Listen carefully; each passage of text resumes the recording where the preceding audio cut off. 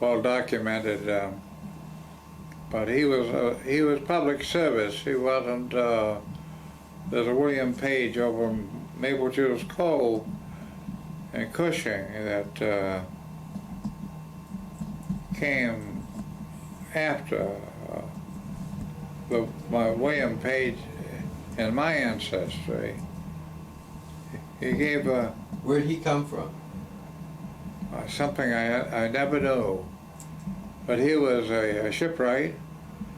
Of course, there was all kind of shipbuilding in the early days on the Damascus River. He thought he had 200 acres of land because he gave his son John the top 100 acres. But unfortunately, there was a problem with titles back in those days, which brought about the Commonwealth of Massachusetts passing the law in 1815 that would have confirmed the titles of properties. And many, like Marsh Island, they call that the origin of title, but his granddaughter was born on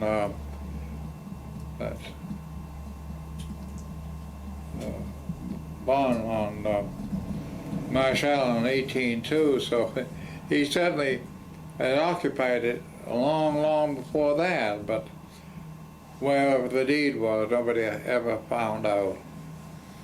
That was my great-great-grandmother, and he would have been my great-great-grandfather, great-great-great-great-grandfather. Seward Poland,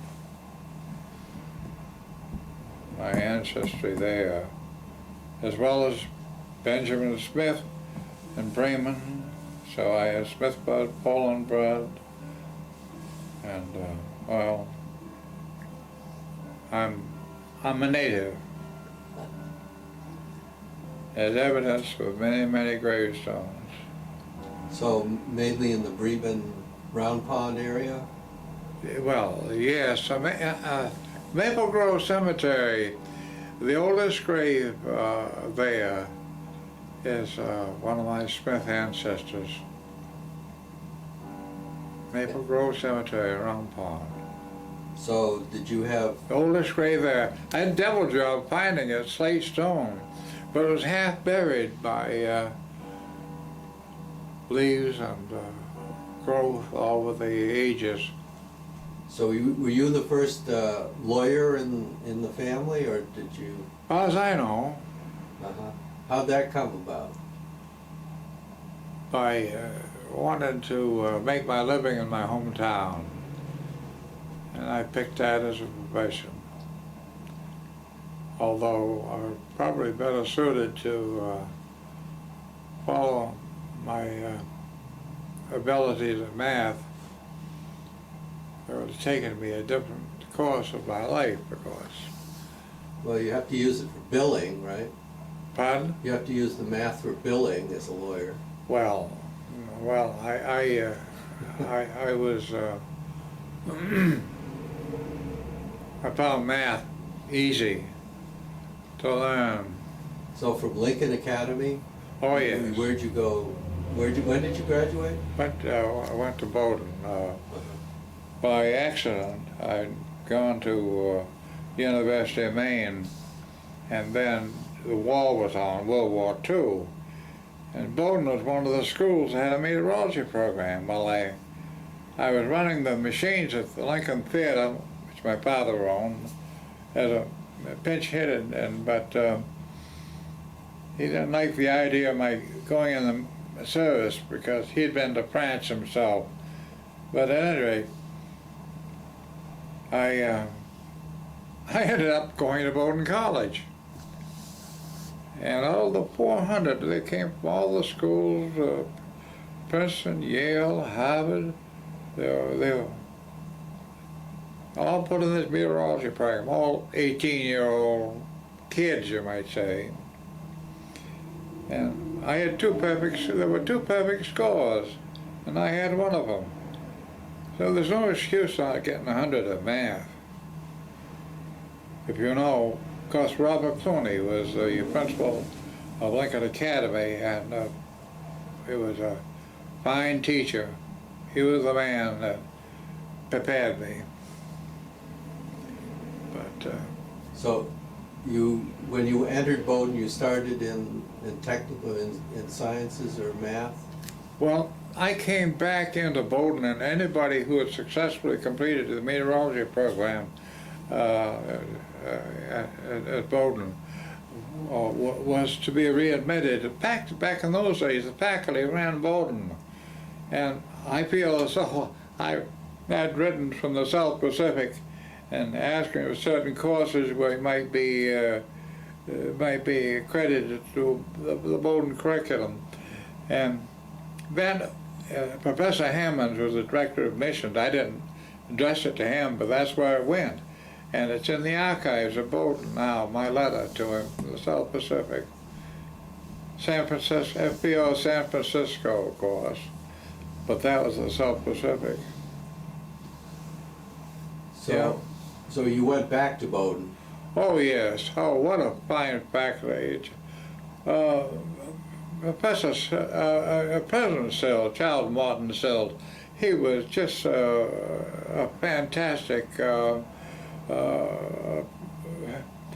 he had a course, comparative literature, with about 200 students in it, and he corrected the papers himself. Now here's the president of the college. You can imagine today all they are is titular heads, and they go please the alumni. But I sometimes wonder if they know what's going on campus. But back then, the faculty ran the school, and that was a wonderful, wonderful experience for me to be able to go to Bowdoin and to have such fine professors. So that prepared you for law school, or? More or less, I guess, I don't know. But you see, I had gone down the math physics channel, but I changed my mind and decided that I might be needed at home more than anything. My mother had MS, and my father had his problems with running the theater and taking care of my mother. So I felt as I needed here. That's what really was my big reason for going law. Where did you go to law school? Boston University. And you came back and you started practice right then? Or? Yes, yeah, Damascado. You went in with someone else? The truth of the matter was that I went in with Ralph Gallagher, who, and I studied law using the Bessie Page's Law Review, and I studied it, and I took the bar exam with two students from Boston University Law School. They were a class ahead of me. They flunked and I passed.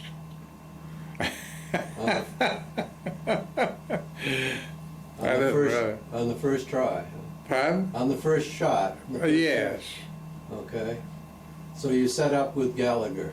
Yeah, I did. And but, what kind of work did he give you, or did you get? Unfortunately, I was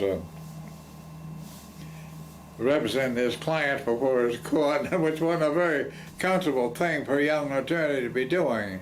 So I felt I should leave, and I did. He was a judge at that time? He was judge of the court, municipal court. He says, I can do anything, and he did. So you set out in your own practice? Yes, I went over to Waldoboro for a time. And Waldoboro probably needed lawyers. Over Gay's store, you know where that is?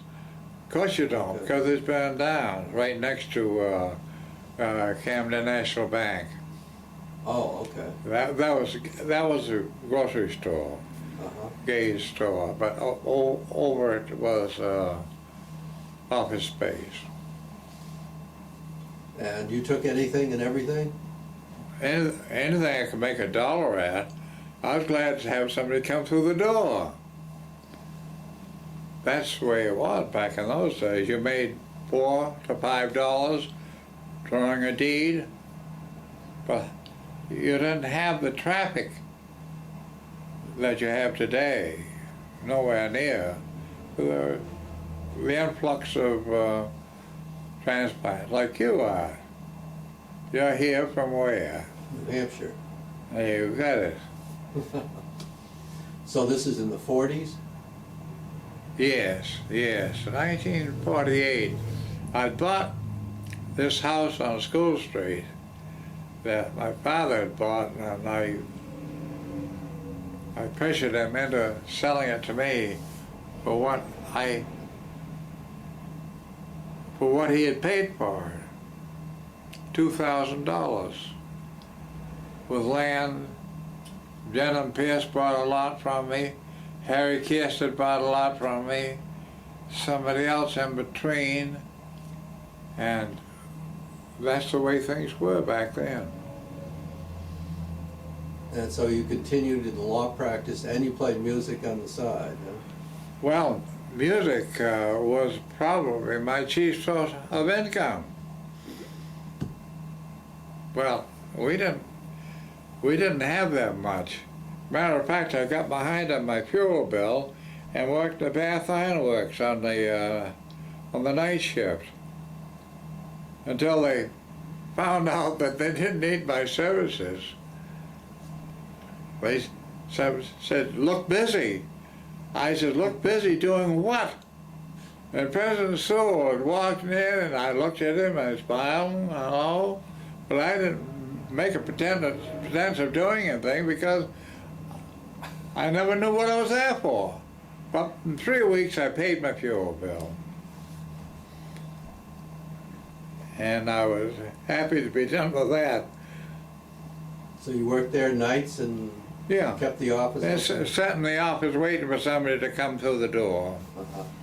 Well, you must have gotten some interesting cases down the road from time to time. Oh, well, yes. Yeah, I enjoyed my trial work back then, and yes, I had a few interesting cases, but I was never known as a trial lawyer. You remember any one in particular that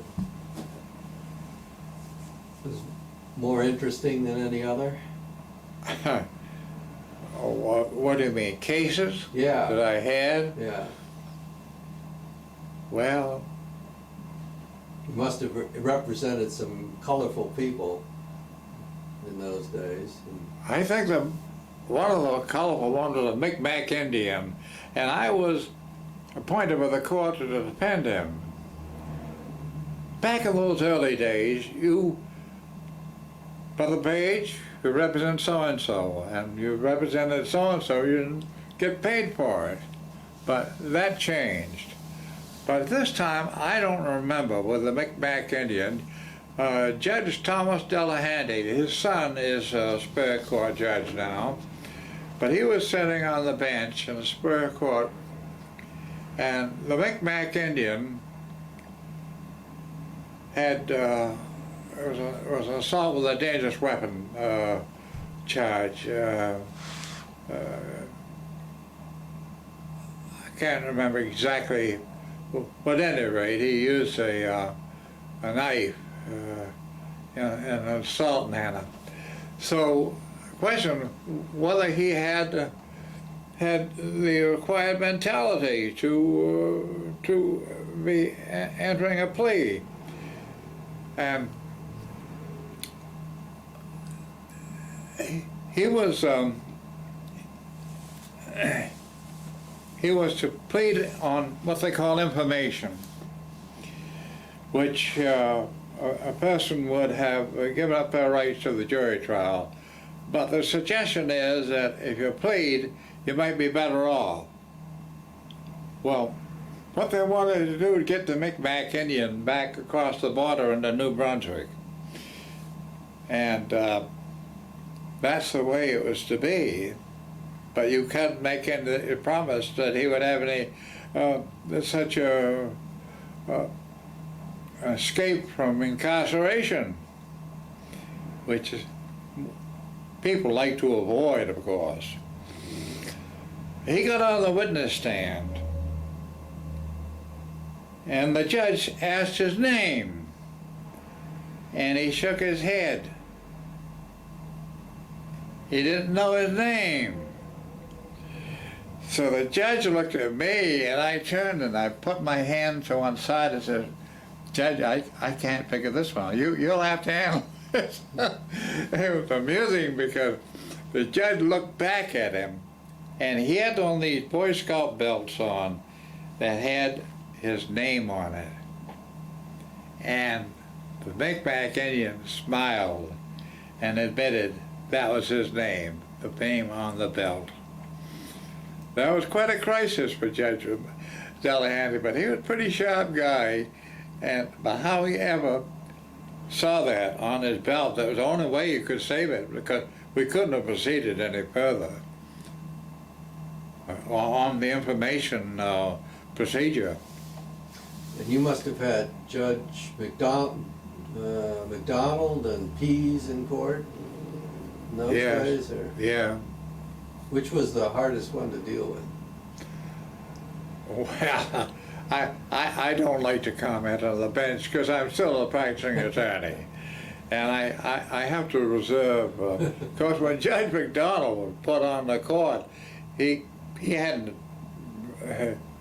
ever really practiced law because he was Secretary of State. But that's when the days when the Republicans ran the show in Augusta. But when he lost his job, they had to find a place for him. They gave him a judgeship. And he was probably more interested in the racetrack, huh? Pardon? He's probably more interested in the racetrack, wasn't he? Oh, I don't know. I mean, wasn't he involved with the racing commission and all that? Well, I never knew about that. I know he's had marital problems because I tried to call, I get his wife, and oh well, let's not get into that. And what, Pease was also sitting? Pardon? Pease, I'm trying to remember. I don't want to talk about him. Okay. Any other? So, at some point, the law practice took over, brought in more money than your music. Or Well, not? that was early on, Yeah. in the early 50s. Uh-huh. By the time I was pretty well established by the end of the first decade. Now, you and I were both in a play together once. The Music Man. Were you in the Music Man? Yeah. Well, which one? What were you? I was the one that sang Chapoopy. Oh, you did Chapoopy, Chapoopy, Chapoopy. Okay. And you were in the quartet. Yeah. Now, who were the other people in that quartet? Well, dear. One fellow I can't think of it. Oh dear, Palmer boy, not Bobby Palmer, but his brother. And he played tenor, he sang tenor. And Rufus Stetson, Right. He passed away, I think, last year before. And he sang, and so who was the other one? So what you had to sing? I was, okay, four. Light a Rose, you had to sing Light a rose, oh, light a rose. Yeah. Like the sunshine in my eyes. Well, I can't remember Yeah. all the words. And then the quartet, and then, Marion would Choir. be singing one, die, die, da, da, bum, bum. Then the light a rose, oh, light a rose. And they went together. Of course, in the movie version, the Buffalo Bills did that. Uh-huh. Beautiful, beautiful. The Music Man was a great show. Buddy Hackett had the. Buddy Hackett, yeah, you had the Buddy Hackett That was part. the minister. What was his name? Lev. Yeah. Lev Davis? No, I can't remember, what was his name? But he had a lot of trouble playing the, That's a funny thing. I don't remember you at the time. that was a Dougie Wright production. Doug Ray did a great job putting that show on. Yeah. I wish it recorded that. I'd love to have been able to see it, but if you're in it, you can't see it. It's just like you play in a band, you don't hear yourself. You don't even know what your own voice sounds like. Uh-huh. So you used to play at Lincoln Academy for the beginning of their games for years and years? Oh, what are you talking about? By Sweet Georgia Brown Yeah. introduction, bringing the boys on? Yeah. I finally did it for the girls one time this year. Yeah, the kids love that Sweet Georgia Brown entry. You know, they come on the floor and they're performers, but they have to perform if they make mistakes or they turnovers and so forth. People, oh, you know. These young people they're a spectator sport, and they're on trial out there on the floor. You gotta hand it to the kids that will put the effort into going through that.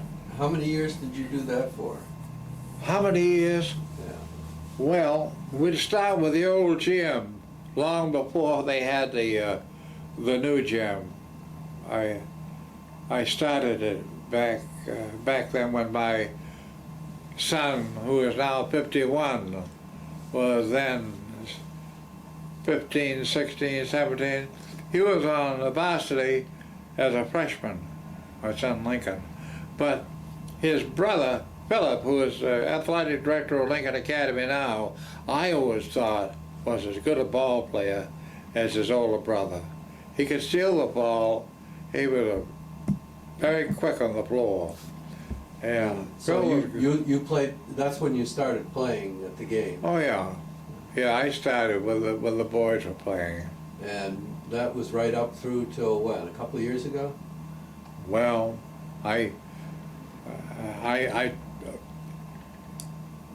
at the Civic Center, they stopped me doing it. And when they stopped,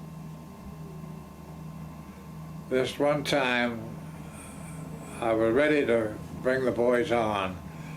And I made the mistake of saying something to a lady there who was kind of the guard. But then my son, Philip, the athletic director, come over and said, "Dad, you're not to play." I said, "Okay, Phil." So then this boy came up to me. He was an 8th grader at the Great Salt Bay School. He said, "Mr. Page, why didn't you play Sweet Georgia Brown?" And I says, "I was told not to." And he looked at me and said, "But that's tradition." I never forgot that. Here's an 8th grader, but that's tradition. The crowd liked it, and the kids liked it. I did it for the kids. Did they give you an award a couple of years ago? Was that it? Pardon? Did they give you an award in recognition? No, I don't remember that. But, I was thinking they did. when I got stopped up the Civic Center, I got on Channel 10, and I got to write up the Sunday Telegram. So the crowd liked it, but the administration now, they're the same group that runs the show every year, they didn't think that was proper. Well, that's all right. I got out of doing it. But I was glad to do it. But I'm glad to be a spectator too. I've ended my days of being a spectator. I'm now Really? a spectator. Uh-huh. Yeah. Great. So what do you say? I think that's enough for